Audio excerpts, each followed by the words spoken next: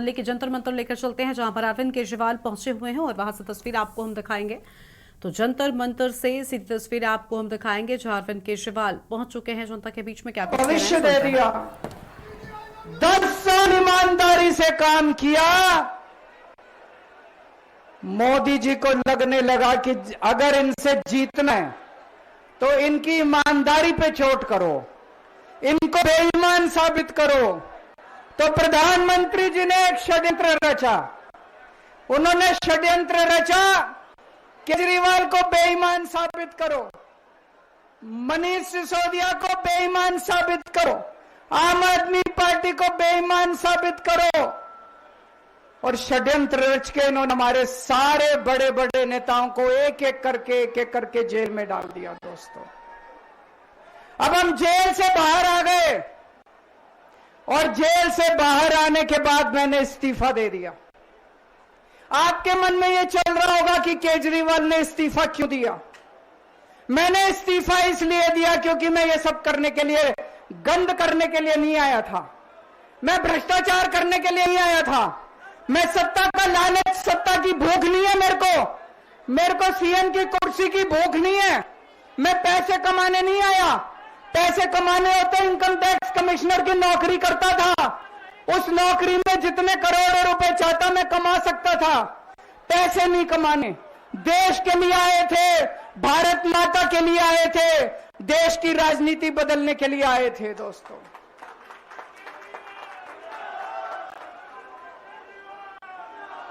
इन नेताओं को फर्क नहीं पड़ता। इन नेताओं की मोटी चमड़ी है, इनके ऊपर जितने मर्जी आरोप लग जाए, इन नेताओं को फर्क नहीं पड़ता। दोस्तों, मैं नेता नहीं हूं, मेरी मोटी चमड़ी नहीं है, मेरे को फर्क पड़ता है।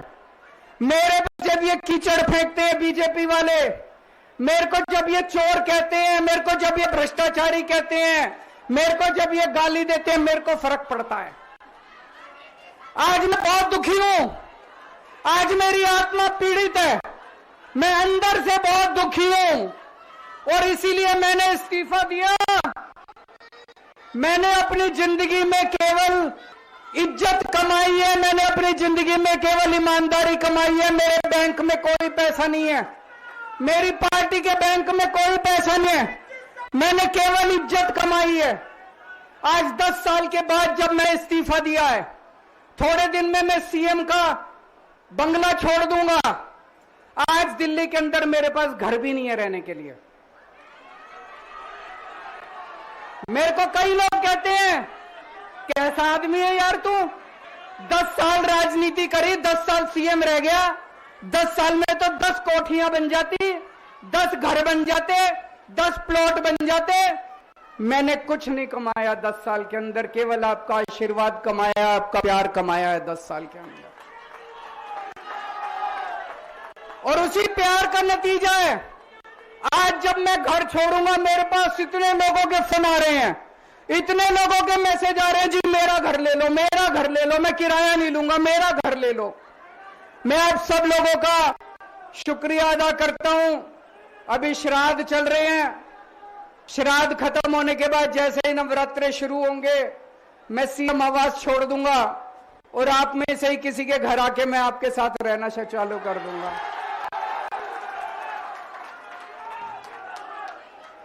इन्होंने, मोदी जी ने हमारे ऊपर सबसे कठोर कानून लगाया इस देश का, ईडी का कानून, पीएमएलए। उसमें बेल भी नहीं मिलती, उसमें बेल भी नहीं मिलती, लेकिन केस फर्जी था। मैं शुक्रिया करता हूं सुप्रीम कोर्ट का, उन्होंने हम सबको बेल दे दी, क्योंकि उनको भी पता था कि केस खत्म है, केस बेकार है। उन्होंने हम सबको बेल दे दी। लेकिन जैसे मैंने कहा, मैंने केवल ईमान, जब मैं जेल से आया, मैंने मन में सोचा था, जब तक कोर्ट मेरे को बाइज्जत बरी नहीं कर देता, मैं दोबारा कुर्सी पे नहीं बैठूंगा। लेकिन मेरे को वकीलों ने कहा, यह केस अभी 8 साल चल सकता है, 10 साल चलेगा, 15 साल चलेगा, यह केस का कोई भरोसा नहीं है, यह केस अभी बहुत लंबा चलेगा। मैंने तय किया, मैं अपनी जनता की अदालत में जाऊंगा, जनता से पूछूंगा कि जनता मेरे को बताए कि मैं बेईमान हूं कि मैं ईमानदार हूं। मैं दाग के साथ नहीं जी सकता। दाग के साथ काम करना तो दूर की बात है, मैं इस दाग के साथ मैं जी भी नहीं सकता, मैं जिंदा भी नहीं रह सकता। मैं आपसे पूछना चाहता हूं, अगर मैं बेईमान होता, क्या मैं दिल्ली में बिजली फ्री कर सकता था? दिल्ली में बिजली फ्री करने के 3,000 करोड़ रुपए लगते हैं। अगर मैं बेईमान होता, ये 3,000 करोड़ रुपए खा जाता, बिजली फ्री करने की क्या जरूरत थी? अगर मैं बेईमान होता, क्या मैं महिलाओं का किराया फ्री करता? क्या जरूरत थी फ्री करने की? पैसे खा जाता सारे। अगर मैं बेईमान होता, क्या आपके बच्चों के लिए स्कूल बनवाता? सारे पैसे खा जाता। अगर मैं बेईमान होता, आपका इलाज मुफ्त करता? पैसे खा जाता सारे। इन लोगों की 22 राज्यों में सरार है, 22 राज्यों में कहीं बिजली फ्री नहीं है। तो चोर कौन है? इनकी 22 राज्यों में सरकार है, कहीं महिलाओं का किराया फ्री नहीं है। तो चोर कौन है? आज आपके बीच में आया हूं, आपसे पूछने के लिए आया हूं, केजरीवाल चोर है या केजरीवाल को जेल भेजने वाले चोर हैं? जिन जिन लोगों को लगा केजरीवाल ईमानदार है, हाथ खड़े करके बता दो जरा से। ये कैमरे वाले जरा से दिखा दो कि दिल्ली की जनता क्या सोचती है। जिन जिन लोगों को लगता है कि मोदी जी ने केजरीवाल के खिलाफ गंदा राजनीतिक षड्यंत्र रचा था, जिन जिन लोगों को लगता है कि मोदी जी ने केजरीवाल के खिलाफ बहुत बुरा षड्यंत्र रचा था, हाथ खड़े कर दो सब लोग।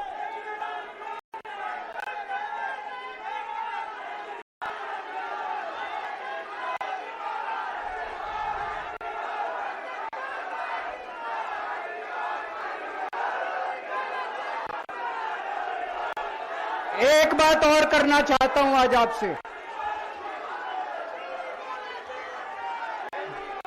एक बात और करना चाहता हूं, बड़े ध्यान से सुनना। एक बात और बहुत जरूरी बात है, सारे जने बड़े ध्यान से सुनना। ये आरएसएस वाले कहते हैं हम राष्ट्रवादी हैं, आरएसएस वाले कहते हैं हम देशभक्त हैं। आज मैं पूरे सम्मान के साथ, आरएसएस के प्रमुख हैं श्री मोहन भागवत जी, मैं पूरे सम्मान के साथ मोहन भागवत जी से 5 प्रश्न पूछना चाहता हूं और आपका समर्थन चाहता हूं। अगर मैं कोई गलत प्रश्न पूछूं तो बता देना, और सही प्रश्न पूछूं तो मैं आपसे हाथ खड़ा करवा के पूछूंगा। मेरा पहला प्रश्न है मोहन भागवत जी से, जिस तरह मोदी जी देश भर में लालच देके या ईडी और सीबीआई की धमकी देके डरा के दूसरी पार्टी के नेताओं को तोड़ रहे हैं, पार्टियां तोड़ रहे हैं, सरकारें गिरा रहे हैं, क्या यह देश के लिए सही है? मैं मोहन भागवत जी से पूछना चाहता हूं, क्या आप मानते कि यह भारतीय जनतंत्र के लिए हानिकारक है? पूछना चाहिए कि नहीं पूछना चाहिए मोहन भागवत जी से? मेरा दूसरा प्रश्न है उनसे, देश भर में सबसे भ्रष्टाचारी नेताओं को मोदी जी ने अपनी पार्टी में शामिल करवा लिया। जिन नेताओं को कुछ दिन पहले मोदी जी ने खुद सबसे भ्रष्टाचारी बोला, जिन नेताओं को अमित शाह जी ने खुद भ्रष्टाचारी बोला, कुछ दिन के बाद उनको बीजेपी में शामिल करा लिया। मैं मोहन भागवत जी से पूछना चाहता हूं, क्या इस प्रकार की राजनीति से आप सहमत हो? क्या आपने कभी ऐसी बीजेपी की कल्पना की थी? पूछना चाहिए कि नहीं पूछना चाहिए मोहन भागवत जी से?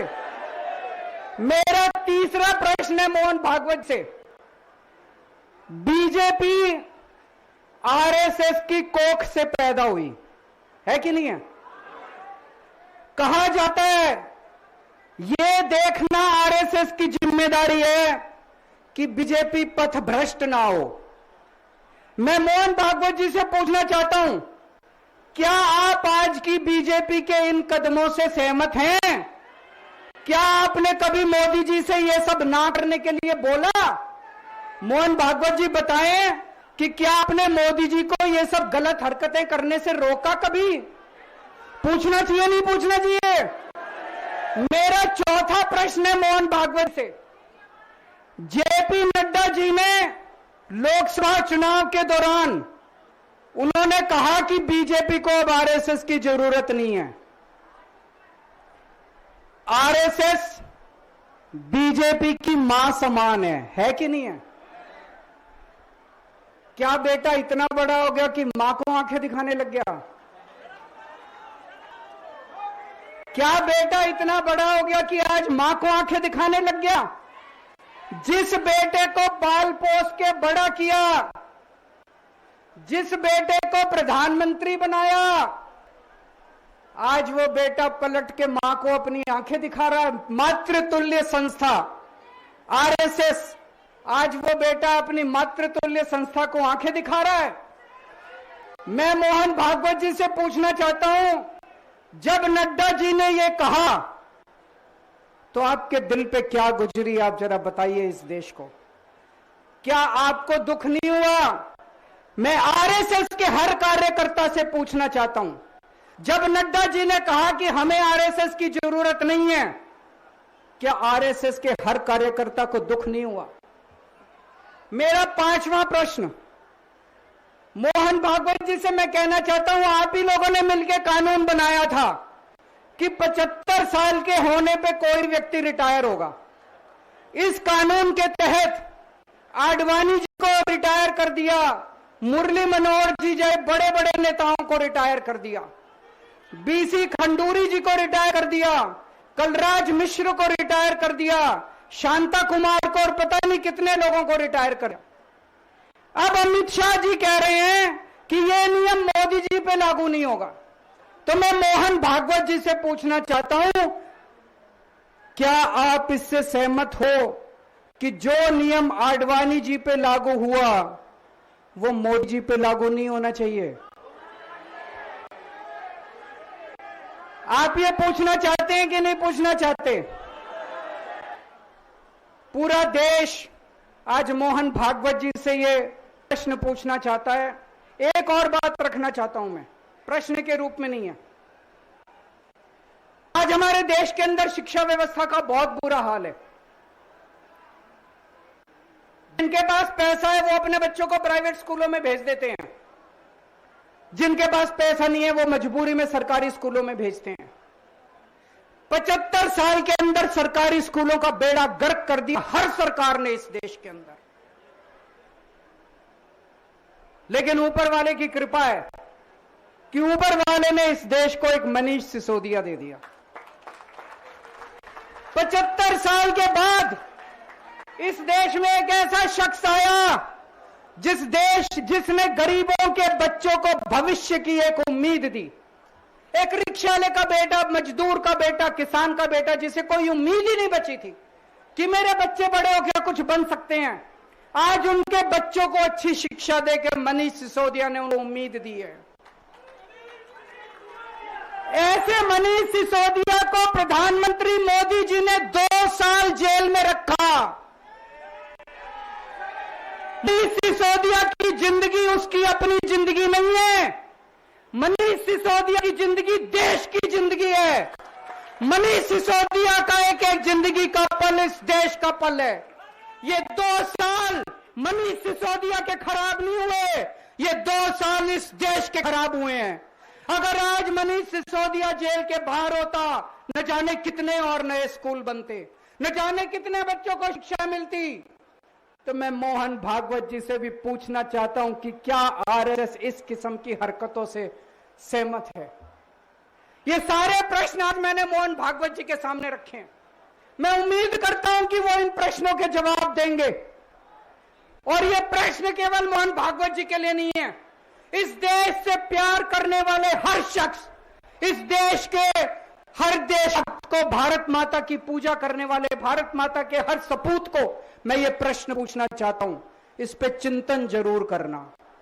आरएसएस के हर व्यक्ति से मैं कहना चाहता हूं, आपको हो सकता है केजरीवाल पसंद ना हो, आपको हो सकता है आम आदमी पार्टी पसंद ना हो, लेकिन देश की खातिर इन मेरे उठाए गए मुद्दों पे चिंतन जरूर करना दोस्तों। ये आने वाला चुनाव मामूली चुनाव नहीं है। यह दिल्ली का आने वाला चुनाव केजरीवाल की अग्नि परीक्षा है। अगर आपको लगता है केजरीवाल ईमानदार है तो केजरीवाल को वोट देना। अगर आपको लगता है केजरीवाल बेईमान है, मुझे कतई वोट मत देना।